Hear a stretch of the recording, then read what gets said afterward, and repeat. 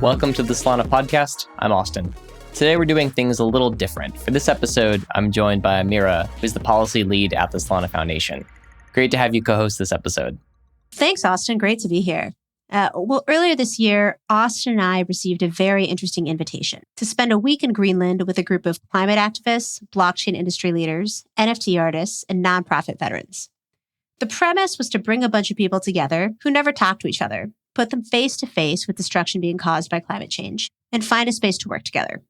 Austin and I weren't sure what to expect, but we're both personally passionate about climate and wanted an opportunity to learn about how else the Solana Foundation could lead in the space. Also, we were just curious. What happens when you put Greenpeace in the room with someone who works at one of the biggest Bitcoin pools in the world? Turns out, it was pretty interesting. The conversation today is with a couple of our fellow travelers, a Greenpeace activist and a man who, until recently, worked for one of the world's largest Bitcoin mining pools. Rolf Skar is a 15-year veteran of Greenpeace USA. His career spans living deep in the Amazon rainforest with indigenous tribes to advocating on behalf of the environment at the UN, and now figuring out what Greenpeace should do about blockchain. Daniel Hwang is a true Bitcoin OG. He had his Tyler Durden moment in 2012 when he rage quit a law firm and began Bitcoin mining in earnest. Most recently, he worked at Stakefish and F2 Pool, two of the world's largest mining and validator operators. And he's now one of the co-founders of the blockchain infrastructure Carbon Offset Working Group and Validator Commons. This episode is part of a broader series of climate episodes that we'll be doing on the podcast to shed light on work at the intersection of blockchain and climate change. It's a bit different from what we typically do on the Solana podcast, but thought it was important to use this platform to highlight the climate crisis and the role that the Web3 community can play in it. Rolf and Daniel, thank you so much for being here. I'm so excited to get to co-host the podcast with Austin. Rolf, would love to learn from you. Tell us, what do you do? What is your job right now? What do I do? Well, trying to save the planet, especially address the climate crises. I'm a little surprised to be here. I didn't think I'd be working on blockchain or Bitcoin or any of this. But to give you a little background, Greenpeace and I, we start backwards from the big things we're trying to achieve. So for us right now, the number one priority is climate change, maybe not surprisingly. And of all the things that we feel like we can contribute to address climate change, the number one thing is to phase out the use of fossil fuels and usher in a transition to clean and renewable energy sources. So for many years, I knew about Bitcoin and crypto, wasn't terribly well informed, but knew enough. And then in recent years, as the energy consumption for proof of work mining went up and up and up, and as miners moved from China to the US to restart coal plants and fossil fuel power plants, suddenly it was like entering my space. And it was something that we realized we'd have to engage on. It's funny you describe Bitcoin as something that popped up on your radar, because I think most people would say Greenpeace is something that occasionally pops up on their radar when there's some large demonstration or event that captures the public attention. How much of the organization's work is that kind of stuff that I think most people say, if you think of Greenpeace, you think of people protesting, maybe they're jumping off a building, maybe they're doing something like that, versus how much of it is sort of the backroom standards of running an NGO? Good question. Yeah, we're not crazy, but often we're known for civil disobedience. Nonviolent direct action is a big part of who we've been and who we are today. And we think it's an important tool for change making. If you look at just about any movement that's been successful over the years, peacefully breaking the law to draw attention to problems and to push folks to do better is a big part of what we do. Day to day, no, I don't have my climbing harness on right now, and I'm not planning a nonviolent direct action. But in the right place at the right time, it can really help catalyze activism. It can attract attention, and it can disrupt business as usual, which is a big part of what we're struggling with today. Daniel, let's go to you because you, I think, have a really interesting story at the trajectory of Bitcoin and blockchain more broadly and climate. So let's start with your story when you, I believe, rage quit a law firm and started mining Bitcoin. How did you get into the space? I was working at a law firm. I think the biggest thing for me was I didn't want to put myself in a position that was maybe contributing to society that maybe was a bit more negative. There was like this case In 2012, it was like a congressional hearing with HSBC. They had been caught helping money launderers and terrorist financiers, which is funny, right? Because a lot of people say people use Bitcoin for that now. But I left, and it was sort of I think I told you, Amira, it was like my Tyler Durden moment, where I was like, okay, the financial system is too far gone. So my friend was like, hey, there's this thing called Bitcoin. I know you want to, like, quote unquote, burn down the banks. Let's do this. And so we just went all in, and we're like, this is Rage Against the Machine. And there's a lot that happened till now. But to kind of tie it to the context here, I don't think I ever really thought about the environment in terms of the sort of consensus mechanisms and everything that's involved with consensus with Bitcoin. I think as the cryptocurrency, and specifically the Bitcoin market cap and ecosystem, has grown, there has been that sort of attention. But yeah, in the beginning, it was just about sort of this censorship resistance. And most recently, you were at F2 Pool and Stakefish. Can you tell us what those are and what you did there? I've actually now resigned from both of them as of last week for ideological reasons, some of which may kind of overlap with what we talk about today. But yeah, F2 Pool had been for the longest time the largest Bitcoin mining pool in the world. And then Stakefish, which is its sister company, is a proof of stake validator. I was heading the protocols team at Stakefish and leading the special projects team at F2 Pool.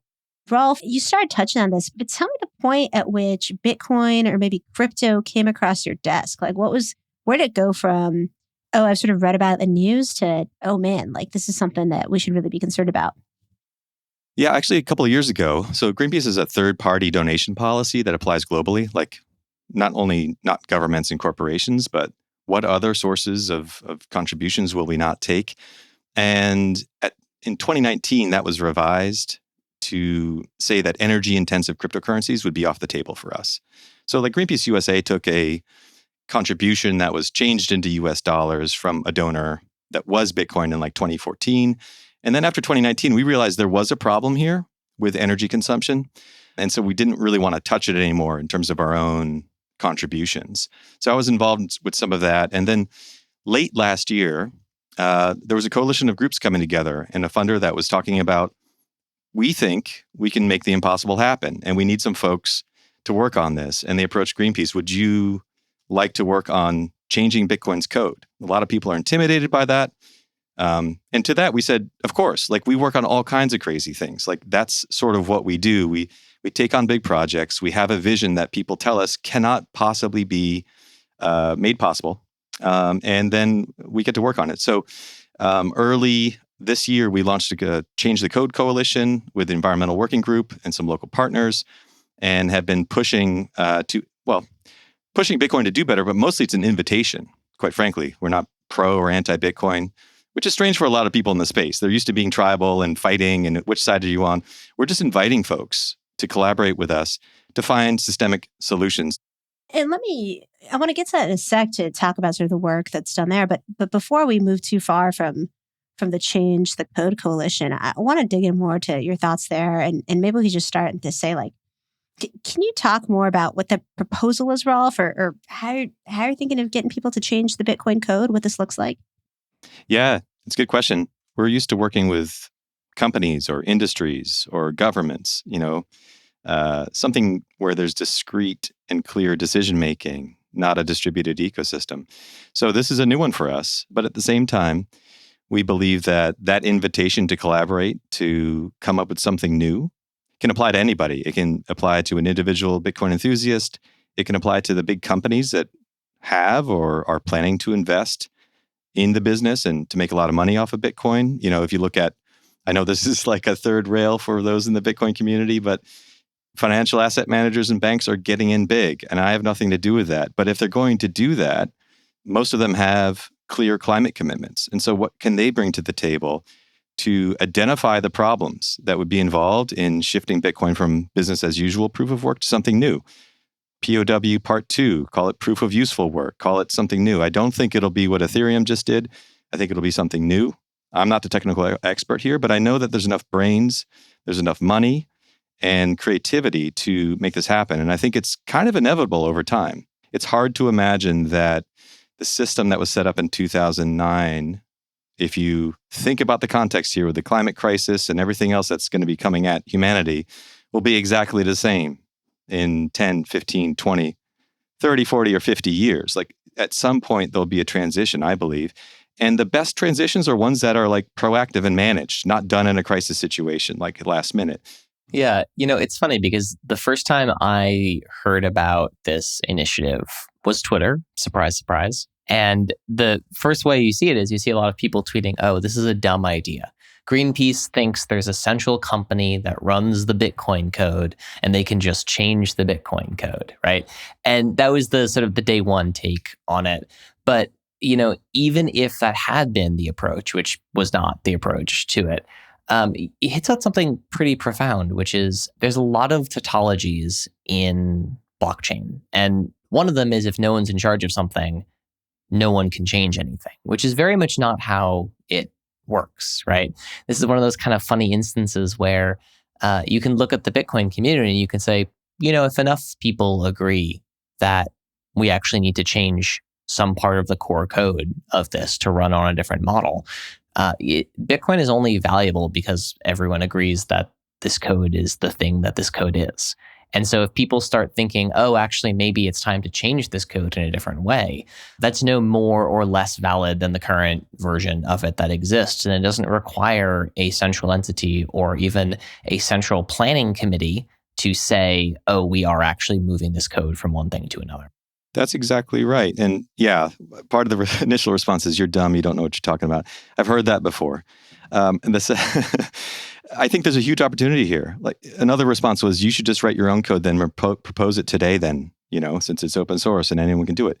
Well, we're not that dumb. We understand that what we're trying to do through this campaign, and I think we'll succeed longer term, is build the social consensus, enough critical mass within the ecosystem to say, yeah, actually, we'd like that. And as with the 2017 shift in Bitcoin, there was a bit of a fork. I'd expect that there'd be a fork with something like this. And I would also expect that the best or most popular version will thrive. And I think going forward, people are going to be more and more concerned about climate, not less. So Rolf, I was probably one of the guys, I didn't say like it's dumb, but like I remember when we were on a panel in Greenland, I was like, yeah, that's probably never going to happen. That was like my gut reaction. That being said, especially with what Austin said and what you also reiterated, Rolf, is that social consensus is ultimately sort of like what ends up determining things.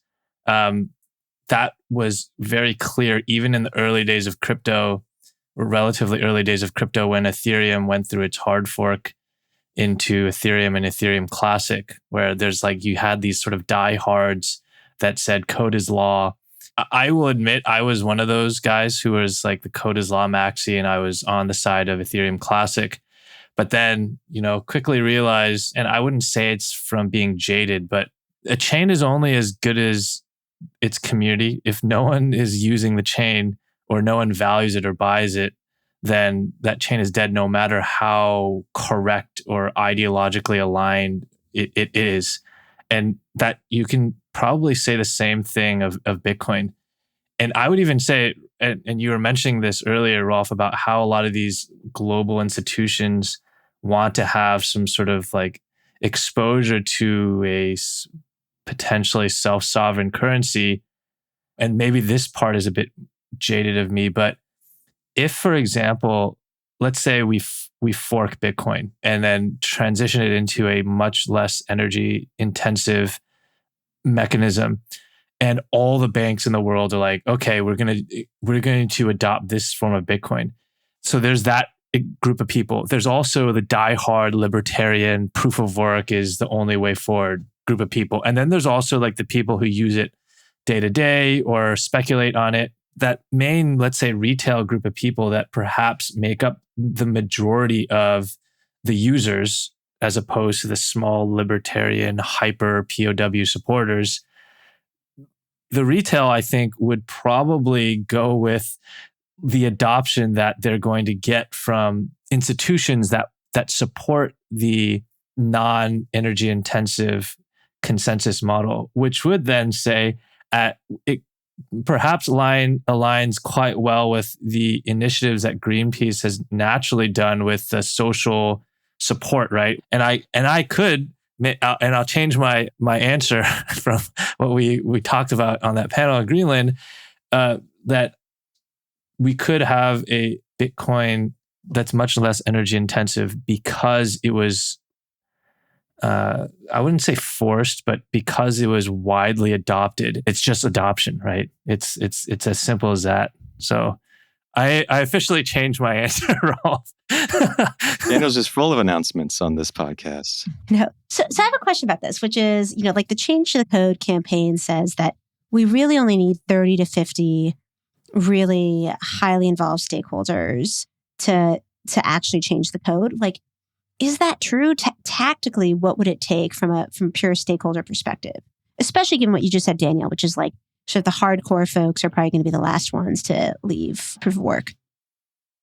Yeah, that's an attempt, that language is an attempt to show what happened in 2017 with Bitcoin, where there's a small number of gatekeepers who actually, virtually or in real life, I don't know the details, sat down to make a shift in Bitcoin's code previously. That it's not as if there's a vote of millions of people around the world. But I think to get to that point where code can be uptaken into the system, pushed out to nodes, etc., we do need the millions of people. We need the big players in the space, whether they're individual investors, mining pools, even the platforms that buy and sell Bitcoin, and some of these institutions that want increased exposure in the space to agree to create that sort of initial momentum to develop solutions. And so the big problems, this is where Bitcoin is the same as some of the other industries I've worked on, which is change won't happen unless you address the main concerns. Like most industries that are polluting the climate don't want to change right now because X, Y, and Z. Well, let's name X, Y, and Z. I think I have a sense of those things around decentralization and security and some other key issues. And then let's try to figure out what are possible solutions to those things. If we're inventing something new, you're not just critiquing what's out there already, but you're looking forward and saying, Bitcoin changed the world once. It can probably do the same again. What are some creative and new ways to address those concerns so that no one has to pick between security and decentralization in a real way and this thing that they love. So the 30 is sort of was a way to communicate that, in fact, that was sort of part of Bitcoin's history, that it can change, it has changed, and we believe it can again. Yeah. So when you're looking at like how we can change code again, so first off, I love the code is law thing, because like if law was law, we wouldn't have anywhere near as many lawyers as we do. So the idea that like somehow code being, you can say code is absolute, code is religious law maybe, but you have code being law is like, it doesn't really solve many of our problems here. The piece that I think is so challenging here is the question about what the future of Bitcoin is, right? Bitcoin is the last major proof of work protocol out there. There's some other things that run on proof of work, but like they're not particularly interesting. And I don't think anyone's thinking about them as being a major component of a world economic system. The future of Bitcoin is a very interesting one because it also is the only chain that doesn't have smart contracts on it. It lacks a lot of the programmability that other chains have had. And I think a lot of the proponents of Bitcoin would say the point of Bitcoin is that it doesn't change.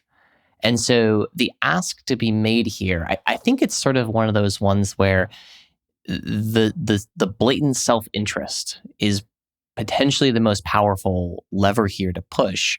Either Daniel or Rolf, what do you see as those levers to actually make folks look at this and say, not, I want to do this for the environment, but I want to do this for my own economic self-interest? I think economic self-interest is probably the biggest point. So when I started mining Bitcoin, I wasn't necessarily in it for the money because it didn't cost anything. I was just doing it as like a statement of, we're going to replace the banks. Let's contribute to it, right? I'm hooking up my machines as part of this global network. Nowadays, it's very different, mostly because the costs have gone up so much, because the price of Bitcoin has gone up so much. But the key there is that good behavior, according to like the Bitcoin system, of, right, a miner contributes by downloading the software, running the software, and then contributing to that sort of block building process. Their good behavior is incentivized. It's not reliant on any sort of altruism because they get paid. And I would even go as far as to say that many miners and large scale mining farms, they don't give a shit about decentralization or self-sovereignty or censorship resistance or corruption resistance. They only care about getting paid money for the Bitcoin that's obviously valuable to others. That's, I think, the most fascinating part about human psychology or organization psychology, right? You can depend on, with high probability, certain organizations and entities to behave in a certain way because they're getting paid, not because you're in their favor and then altruism is going to rule out. You get into this sort of prisoner's dilemma that oftentimes people are sometimes selfish. So if we can define good behavior in such a way, and we can create certain incentives to support that good behavior where it does involve like a win-win, then maybe that is one of the paths that we can take.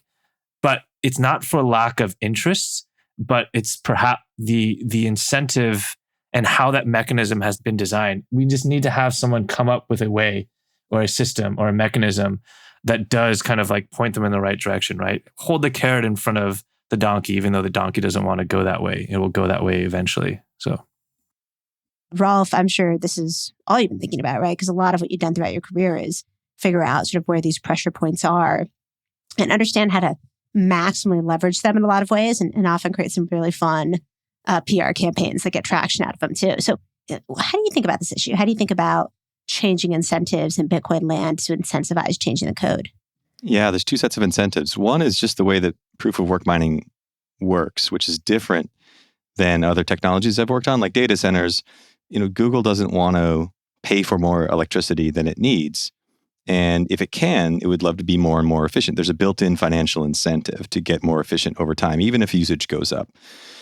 The way that proof of work manifests in the world is kind of the opposite. I don't know of another technology that works like that, where the more it's used, and not only does it go up, but the incentive is to use more and more electricity, not less. And there's, projections are projections, but I'm concerned not only about where things are now, but where they would go if Bitcoin were to scale up to the level of ambition that a lot of folks who are, enthusiasts about Bitcoin want it to go, to supplant the US dollar. Then that sort of curve of electricity consumption starts to look almost unfathomable. Like it's clear that can't match with a livable climate. And so I just wanted to call out that incentive. Fundamentally, that's what we're trying to do, is shift the incentives within the system around that sort of behavior that we believe doesn't match with the urgency of the climate crisis. In terms of motivating people, yeah, money's a big one. I mean, money's a big one. And we're not going to rely on people's quote unquote altruism, although I think the lines are starting to blur. Like, I don't think of appealing to people's altruism so much as appealing to people's self-interest. And I live in California where, I've been here for 15 years and I've seen the difference. Like smoke-filled skies for weeks on end. Folks in the Gulf Coast states, people in Puerto Rico, people in Pakistan. Like, suddenly this isn't about altruism. This is kind of about, a livable present and a livable future. Like, a lot of the conversations we had in the environmental movement in the past talked a lot about your kids and your grandkids. And now it's really shifted to, it's actually about us right now. And so I think the financial incentives and self-interest, again, are starting to really align in a way that should motivate people to embrace this change. So, it depends on the audience. So if we're talking to companies that are engaged in Bitcoin business and they have climate commitments, they've got to square this up. They've got to figure out how that matches so that their words are not empty and they're not called out for being part of greenwashing. Yeah. I'm actually really curious. What was the feedback? I'm sure you've reached out to companies like Fidelity that have added Bitcoin to IRAs and done that sort of work that you do in addition to this. What has the feedback been and how has the response been from the institutional players that obviously are not creating Bitcoin, but they are intricately involved in the custodying and the transferring of the asset? Yeah, they're in stage 1, which is denial. So I'll share that, not details, but just let you know that, Fidelity Investments doesn't really want to talk about the issue. And it's clear that they may not have either a sense that there's enough of a business reason for them to engage with NGOs or on this issue, or they don't know what they think about it yet. I'm not sure how to interpret that lack of wanting to talk. That's not unusual. Like, we usually start in that place with institutions. And then as they hear from customers, as they get more pressure, we hope that they'll want to collaborate. They don't have to talk to me. This isn't some personal thing where I need them to talk to me, but to engage on the issue in a substantive way, because we think that if you're offering Bitcoin as an investment, to everyone in the US that you offer 401ks to, that could potentially drive the price up. You're going to be profiting from that. And we think that there'll be a straight line connection to the associated carbon emissions.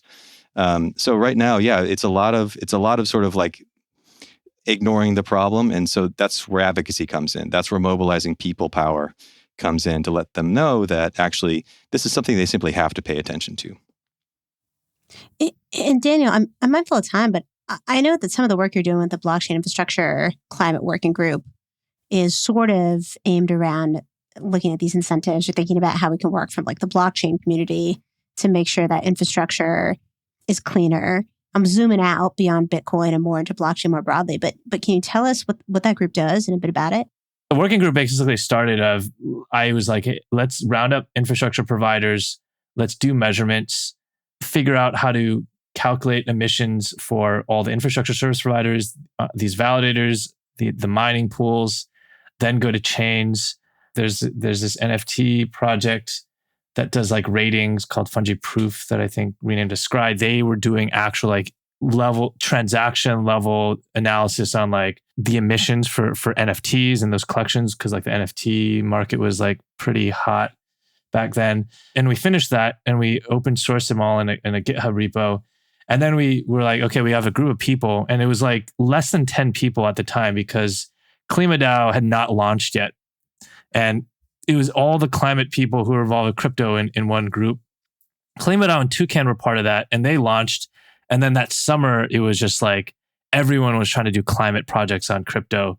And then we were like, okay, now we can organize. I really do think that one of the most important value adds that blockchain tech and like the speculative part of crypto and then and the excitement that it brings is that innovation space where you can have a lot of really cool products and companies and organizations and piece them together to figure out a way of solving some of these more difficult and intractable climate issues that we've been dealing with, right? Carbon credits come to mind as one example that has been taking off.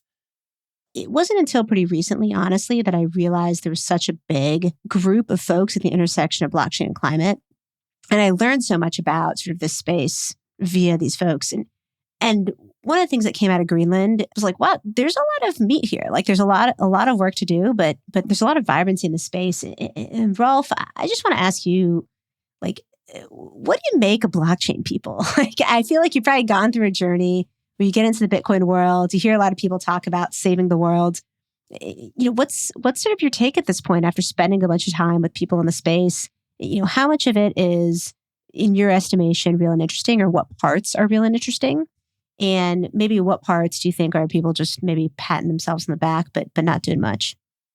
Yeah, what do I think of blockchain people? Well, a lot like everyone else. I've tried to tell people that this isn't just a bunch of bros in Silicon Valley, and that seems to be very true. There's folks that come into the space from lots of different backgrounds and interests. It's very eclectic. I think people in general seem to be very passionate, which is good. They seem to be very intelligent, which is also good. And they seem to be very creative. So I like that sort of raw material in terms of the human capital here to apply to some of the biggest challenges that humanity is facing. People are self-interested. Sometimes people get attached to the thing they're working on, the thing that is their source of income and the rest of it, but that's no different than any other industry. And I think there's a lot of folks who are genuinely concerned about climate change, for example. And there's some that I met at Greenland who clearly we might have some differences of opinion. Like, I'm not convinced that offsets will save the world, that not opposed to offsets, but they're sort of what you do after you've done everything else. Like, you transition, you reduce your emissions by as much as actually possible, not just what you think is politically possible in the moment, the small p there.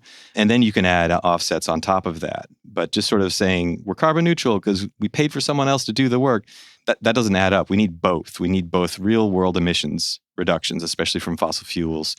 And then we can add funding for good projects, regeneration, all the rest of it.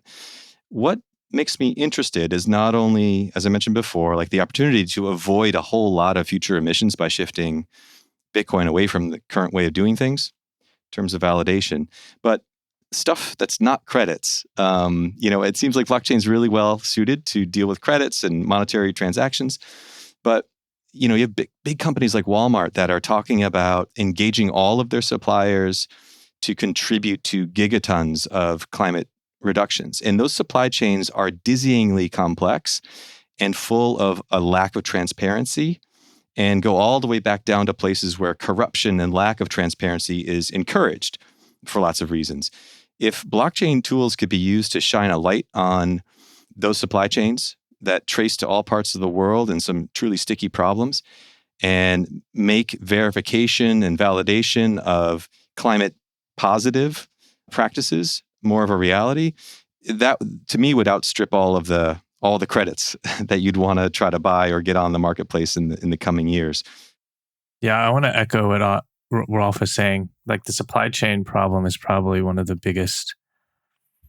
This was such a fun conversation. I appreciate you being here. Before we sign off, just want to give you all 15, 20 seconds to plug something with the audience, something that you want them to look into or explore a little more, or a place you want to send them. Daniel, anything you want to plug? Be less selfish and be more cognizant about the stakeholder that's our planet, that definitely needs a say in some of our decision making at all levels of society. I love that. That's a great one. And Rolf, any last thing you want to plug? Yeah, I just want folks to think of themselves as activists. Greenpeace is not in charge of the climate or the future of our planet. We're here to build people power and to work together. So go to cleanupbitcoin.com and greenpeace.org to get involved. Again, support us in any way you'd like, but mostly we'd love for you to be involved. Thank you both so much. We really appreciate the time, and keep fighting the good fight. Thanks for joining us.